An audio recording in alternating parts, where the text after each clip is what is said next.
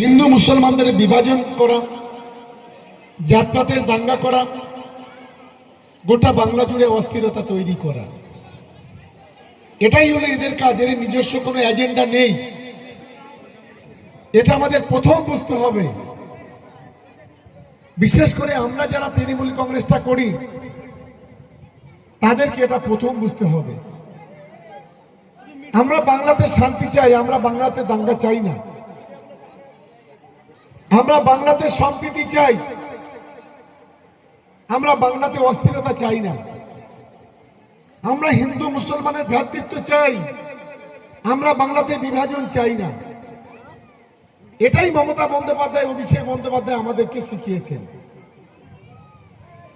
আমি তাই কোষপুকুর এলাকার যে সমস্ত মা বোনেরা, ভাই বোনেরা আছেন, আমি আপনাদেরকে অনুরোধ করতে চাই, 26শে বিধানসভা নির্বাচন, আমরা যে অঞ্চলে দাঁড়িয়ে কথা বলছি এটা হলো বামনঘাটা। আমাদের কার্তিকদা, অষ্টদা, আমাদের প্রদীপ, আমাদের নিত্য, আমাদের চিরঞ্জিত, আমাদের প্রসেনজিৎ থেকে শুরু করে, আমাদের বিমলদা থেকে শুরু করে, জাহির ভাই থেকে শুরু করে, জাহাঙ্গীর থেকে